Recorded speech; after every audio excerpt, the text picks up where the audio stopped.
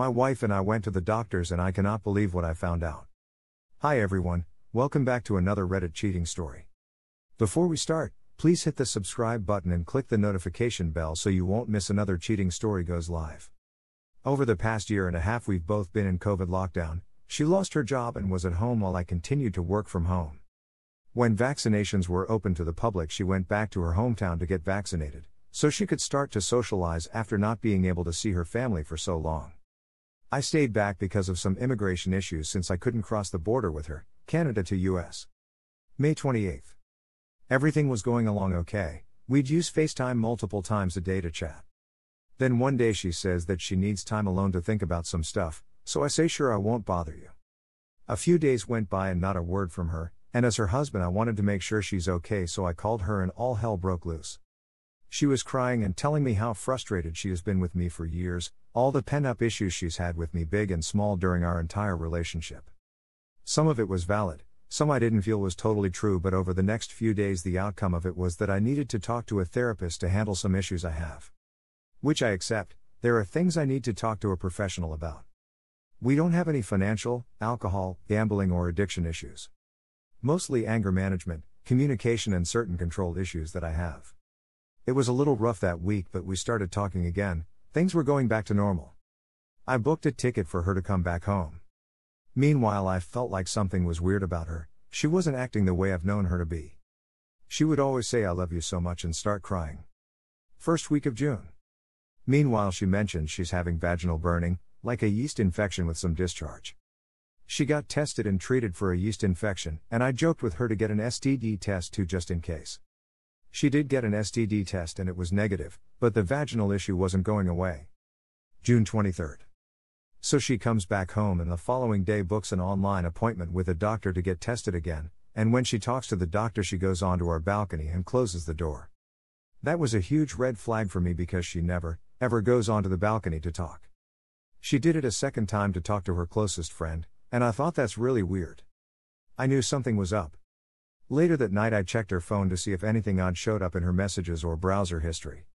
She deleted her entire browser history while she was in Arizona, another red flag. Then I found a screenshot of text messages she deleted but were still in a deleted folder, and they were between her and another guy at the time she was changing flights in the Atlanta airport. She was upset with him because he didn't come to the dinner they had planned the night before she left for her hometown. I then went and checked her phone records, looking at the times she texted or called his number. And she had been in contact with him 5 days before she and I had our first serious conversation about marriage issues. I confronted her and learned that he was a longtime high school crush, and she saw him in the club one night when she went out with her friends. She kissed him in the club and went home with him that night. She saw him 3 more times after that in a public park, and planned to see him for dinner a final time before she came back to me. He didn't show up the final night, and she realized he used her. She said she felt guilty the day after her first hookup and realized she destroyed our marriage. She continued to see him because she felt like it was over between us, was lonely and needed a male to give her attention and confidence. During that time she was seeing him we were still talking, and often after we would talk she'd call him. There's just a lot of emotions right now for me to deal with.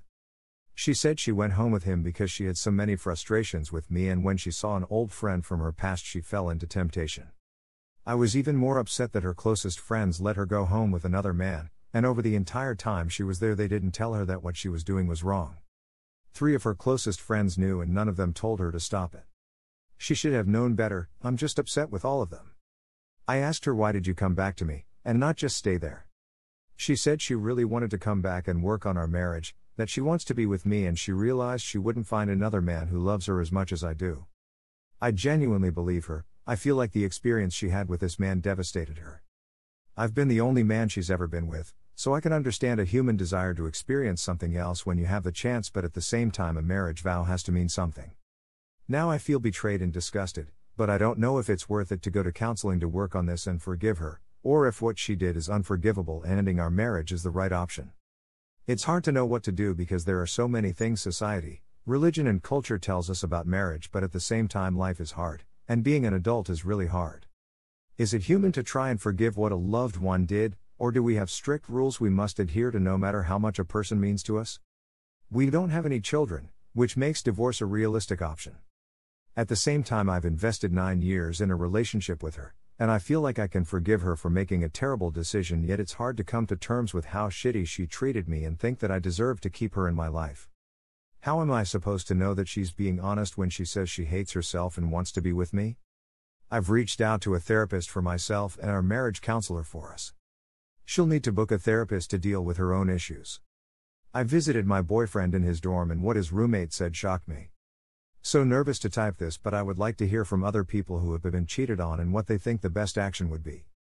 I'll be writing this as a timeline to make it easier. I'm a 22F and he's a 21M. At the start we were both 18 years old. Month/year, story. Jan 18, I asked him out and he denied. Then he asked me out the next day on a date. April 18th, he officially asks me to be in a relationship and we find out we're attending the same college. June 18th, we do a summer program together and he goes out with a girl for lunch. I only found out about this cause I was talking to his roommate, C, in his room to surprise him with lunch. She didn't show up, so I noticed he was bummed. I didn't think it was a date, but I did feel uncomfortable and didn't address it. My mistake for not communicating. He goes out with another girl and one of our mutual friends sees them out and warns him to let me know about it since other people were getting the wrong message and were wanting to warn me about him. He comes and tells me that he went out with this girl S. I told him I didn't mind him hanging out with friends as long as he doesn't cross a boundary. 2 weeks later they continue messaging on SC and he's invited to her room. A kiss happens and he doesn't tell me about it until a week later. He dumped me with no explanation other than cheating, and I got more details like I explained above a week after. July 18th, he keeps asking me to give him another chance and he says he didn't want to kiss her and it wasn't consensual. His roommate C told me how he's been feeling and that I should consider giving him another chance. I also felt bad that he called it cheating if he didn't want it, so I gave him another chance. Year goes on where we have trust issues. March 19th, he's talking to a girl a lot on SC while we are on a date and I express it hurts my feelings that we don't get quality time anymore. I ended up crying in the RR and he messaged me saying he couldn't do this anymore. We took a week apart and after I went to a party and got drunk, his former roommate C supported me. I almost drunkenly kissed him, but a part of me thinks I did this cause he had been so nice to me and supportive.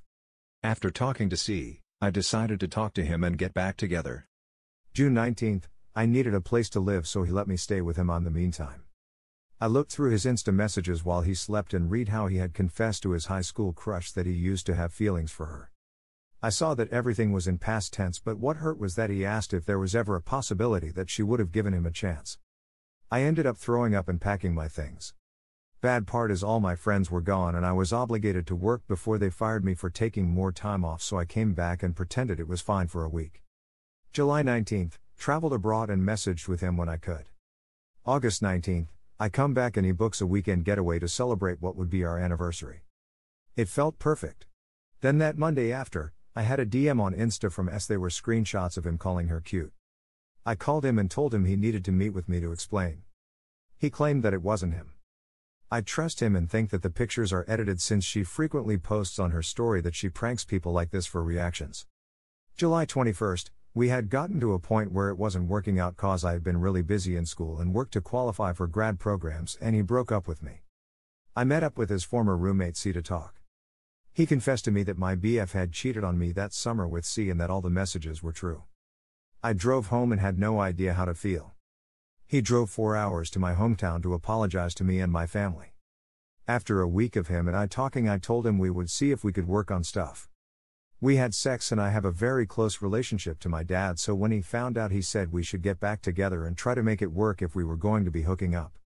Now it's January 2022 and I've taken the time to reflect on this relationship and the work I've put in to work on myself. I've been in therapy for 1.5 years and I know I have a lot of work left to do, but I wonder what others would do in my situation. If you have been in a similar situation or are outside reading into cheating stories, I'd like to hear your opinion too. A part of me thinks I can make this work, but I'm scared to trust again.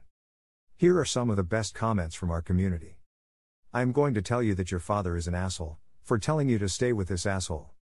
Beautiful soul with no parent in their right damn mind and who cares about their child would tell their child to stay with a habitual cheater. You should have never had sex with him is what your father should have said and told you the real hard truth. That this piece of shit does not love you, does not respect you and never will, especially if you stay with him knowing he's cheating on you. Once they cheat, that is a clear-cut indication that this person is definitely not your person, and you need to have self-respect to walk the hell away, and take this relationship as a learning one. Walk away and don't look back, block him and delete him off everything. Leave this trash person where he belongs in the past. He has cheated on you on every step of this journey, why are you even considering going back to this? Move on and look for a partner that values you. You are too good for this guy. Leave the trash on the curb and find a good man. He is using you as his placeholder while he shops around. I stayed with my ex every time he cheated, and in the end I was depressed and suicidal, and he was manipulative and abusive. Break this cycle, don't go back to him. Please. Thank you for watching, and don't forget to subscribe and turn on the notification bell for any future cheating stories.